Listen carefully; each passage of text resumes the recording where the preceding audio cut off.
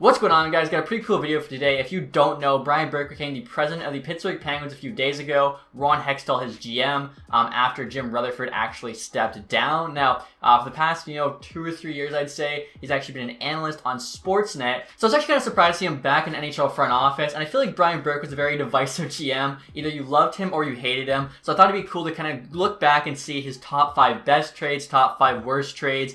Is Brian Burk a good GM? Obviously, he is now the president for the Penguins, not the GM. But the GM is usually the one most hands-on with the trade, and the president's just kind of overseeing it. He was also the president of the Calgary Flames, I think, from like 2013 to 2017.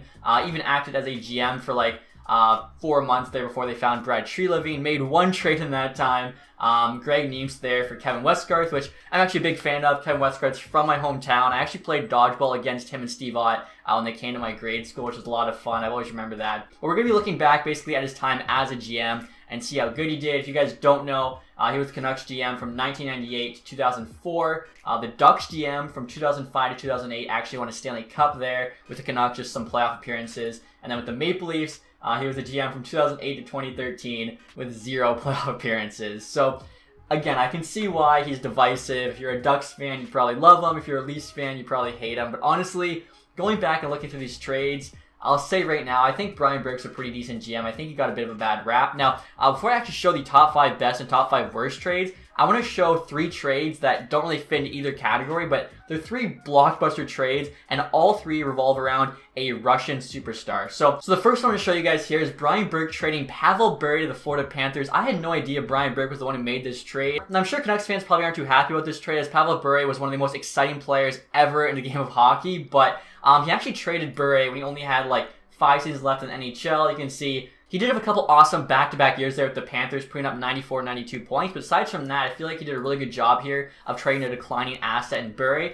as he got Ed Jovanovski back, who literally, I think at this point, Jovanovski's like 23. He gets him throughout his 20s, so the prime of his career. Was a first overall pick back in 1994, which was actually my birth year. And I think he was on that, top pair with the Canucks for a long time. So again, I wouldn't really put this as a top 5 best or worst, as I think it's a pretty even trade. Like, you're trading away a superstar in Bure, but you're getting back a #1 defenseman, Jovanovski. They also got Kevin Weeks, who's a decent goalie, first-round pick, a couple other pieces. I just thought it was kind of crazy that he made that deal. And like I said, he actually just traded 3 Russian superstars in his past. I had no idea he traded all 3 of these guys. The next one is Alexander McGillney, another Russian superstar. Again, he trades him as his career starts to decline. Like, I feel like Burke's a really good asset manager here. You can see he does play another 6-7 years in the NHL, but he never again put up the point totals he did playing in Vancouver or Buffalo. So again, pretty crazy how Brian Burk has like this Russian dynamic duo in Bure and McGillney, and decides to trade them both within the first year or 2 of him being a GM, as he kind of saw that they were starting to decline. I feel like that takes a lot of foresight, a lot of balls, and it paid off. Again, I don't think it's one of his worst trades or one of his best trades. I think just a solid trade, as he trades McGillney, who was still a pretty good player, but he gets back Brendan Morrison, who, if you guys don't know, ended up being part of that Canucks top line. Naslund, Morrison, and Bertuzzi, who was their top line for quite some time. Looks like he played, 8-9 seasons with the Vancouver Canucks. Morrison was definitely the worst of those 3, but still, that was one of the best lines in the NHL for quite some time. So, again, to trade, 2 Russian superstars and actually get good value back each time, I think is really impressive. Now, the next Russian superstar he traded, again, I had no idea before making this video he traded all 3 of these guys. The last one is Sergei Fedorov, one of the best Russian players ever. I think before Ovechkin, honestly, you could argue he was the best Russian player ever. Now, you're probably thinking there's no way, he made a good trade with Fedorov. He got back Francois Beauchemin, who actually turned out to be a pretty solid top 4 defenseman. The thing is, though, he traded Fedorov in 2005. Fedorov was born in 1969, so he's 36 years old at this point. He plays another, I think, 4 seasons in the NHL before going to the KHL. He never hits 50 points again, so like Bure and McGillney, on the decline of his career, except even more so, I think, than Bure and McGillney, which is why their turn's less, but it's still not that bad. And you guys will actually see Francois Beauchemin pop back up in one of these trades later on in the video. But wanted to share that with you because, Brian Burk, the fact he traded 3 Russian superstars, I just thought was crazy. So we're going to start off here, guys, with Brian Burk's top 5 worst trades. And I'm not going to lie, I knew what the top 2 were going to be. Like, they're pretty obvious. You guys can probably guess them. But after that, like, I didn't really know any other bad trades Brian Burk's made. So I kind of actually had to dig deep here. At number 5, we have him trading Andy McDonald to St. Louis Blues and getting back Doug Weight. This is when he was a GM of the Ducks. Now, I actually made this trade trying to win back-to-back cups with the Ducks. Obviously, already won in 2007. Trying to win now in 2008, so I can understand it for sure, but Doug Weight, at this point in his career, just wasn't the same player. When he traded for him, he only had 11 points in 29 games. He did put up 60 the year before, with the Ducks, 14 and 38, 1 point in 5 playoff games, then he didn't even come back. He actually went to New York, whereas Andy McDonald actually was a pretty solid player for St. Louis. Like, he's probably a guy you never really hear about, but he had 2 50-point seasons playing with them. He had a 78-point season with the Ducks before they traded him, so they definitely sold high on him, but he still had a few pretty good years, 44 and 46, basically a point per game in 2008, 2009. So, like I said, it's not a terrible trade by any means, but definitely one I feel he lost on. Looking at Brian Burk's 4th worst trade here, guys, this one I think Leafs fans are definitely familiar with. Back in the summer of 2009, he traded Anton Stralman, Colin Stewart, and a 7th round pick for Wayne Primo and a 2nd rounder. Obviously, if you guys somehow aren't aware, Anton Stralman ended up being a pretty good defenseman. So at this point, he's actually just kind of starting to break into the league. Ends up obviously having a very good career in Tampa Bay. Also had some good seasons with the New York Rangers. Right now he's playing for the Florida Panthers. So a long career there. Definitely a solid top 4 defenseman. Something the Leafs actually desperately needed for some of their darker years. And in return, they got back Wayne Primo, who had put up 8 points for the Leafs in 59 games before retiring, and a 2nd round pick, which actually turned into Brandon Saad. So if this was the Leafs pick, this wouldn't have actually been that bad of a trade. I would say it's a pretty fair trade. Unfortunately for them, they ended up packaging that pick with a 3rd rounder to move up in the draft and get Jared Knight, who never really did anything in the NHL, and of course Chicago there got Brandon Saad. So basically adding insult to injury, which is why number 4 on the list. And looking at Burke's 3rd worst trade here, guys, I'm not really sure what he was thinking on this one. When he was a GM of the Canucks, he traded RJ Umberger and Martin Grenet for Martin Rucinski. So Martin Rucinski here played a total of 8 games for Vancouver Canucks. 13 games, my bad. Putting up 3 points. RJ Umberger at this time was just a prospect. I don't even think he had played an NHL game yet. Went on to have a pretty solid NHL career, I would say. Multiple 50-point seasons. In 2010-2011, he had 57 points. That, of course, the year the Canucks went to the Stanley Cup Final. They had a stacked team. Imagine adding Umberger to that team. They'd be even more stacked. And all in exchange for a guy who gave you 13 games. That's definitely one of his worst. Now, this next one here, guys, at number 2, a lot of people think shouldn't count as it's just a draft pick trade, but honestly, it is one of the worst draft picks for draft pick trades I've ever seen. Back in the 2011 draft, Brian Burk traded the 30th pick in the draft, as well as number 39, to move up to number 22 and draft Tyler Biggs. Now, if you guys haven't heard of Tyler Biggs, it's because he's never played a game in the NHL. He was kind of a career ECHLer, and I think he actually just recently stopped playing hockey. He never played a game last season. In exchange, those 2 picks turned into Rickard Rakell and John Gibson. So the Ducks get their young starting goalie. I think he's only still 27. Rakell, who's been a first-line winger for them for the past few seasons. As well, if that wasn't bad enough, the next day they swap 6th-round picks there, and the Ducks get Josh Manson with theirs. So the Ducks basically got half of their current core in the 2011 draft via trades with the Maple Leafs, and the Maple Leafs got Tyler Biggs and a 6th-round pick. That's brutal. And next year, guys, number 1, Brian Burk's worst trade of all time, the one that everyone hates on him for, and is the reason why a lot of people think he's not a good GM.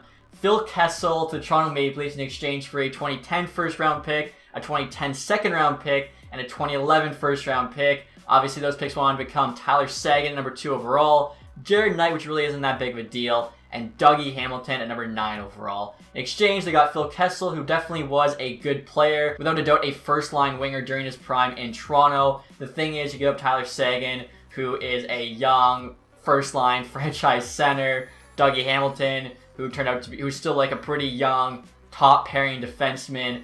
Those 2 guys are on the Leafs right now. I'm not sure how it could work in terms of the cap space, but just hypothetically, if those 2 guys were on the team, instead of Kessel or instead of Kapanen, who they got back for Kessel later on, the Leafs are just even more of a stacked team. It would honestly just be unfair. Now, I will say, even though it's Brian Burk's worst trade of his career, I don't think it's as bad as some people make it out to be.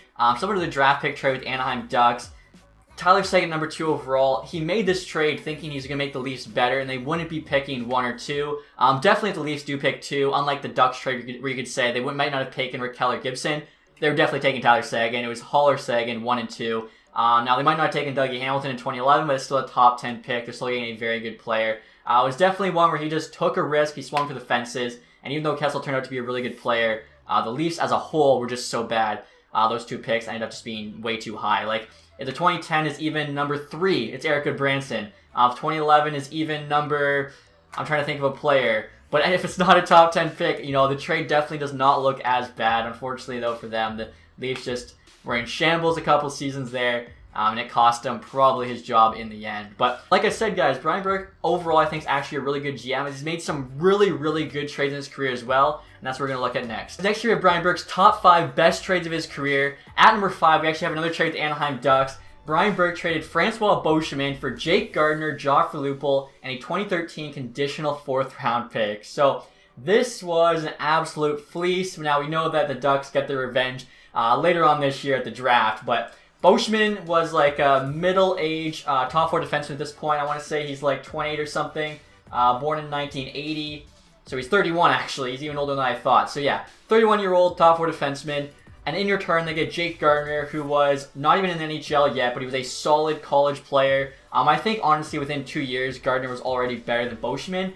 But I believe Gardiner said he didn't want to sign with Anaheim, so they had to trade him. On top of that, though, they get Joffrey Lupul, who actually played some pretty good hockey in Toronto. People forget, he had a 67-point season, over a point per game.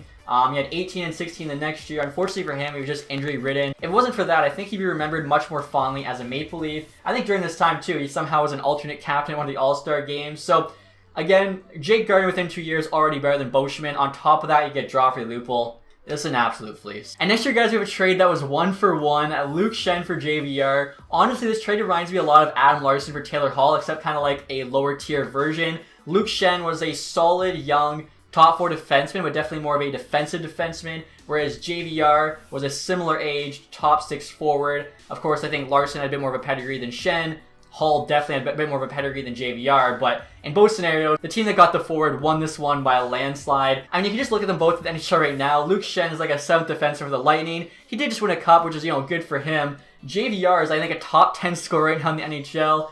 He's definitely always putting up, you know, 50-point seasons there. The Leafs, I think, you know, Brian Burk did a really good job. I remember him saying how he wouldn't trade Luke Schenn for anything or something like that. He definitely boosted his trade value a bit. Traded him for JVR. I think, too, JVR might have been coming off, yeah, not the best season. He missed some games there due to injury. He took advantage of that. Honestly, just another absolute fleece in my opinion. Now, number 3 here, guys, we have another Leafs trade. This is the last one. The top 2 trades are not when he was with the Leafs. He traded Nicholas Hagman, Jamal Myers, Matt Stage, and Ian White. Some of you watching have probably never heard of these guys, but I'm sure you've heard of Dion Phaneuf. I remember when this trade went down as a kid, I couldn't believe it, as Dion Phaneuf at the time was like a pretty, you know, highly touted young defenseman in this league. Threw a bunch of hits, got a bunch of penalty minutes, but everyone loved him.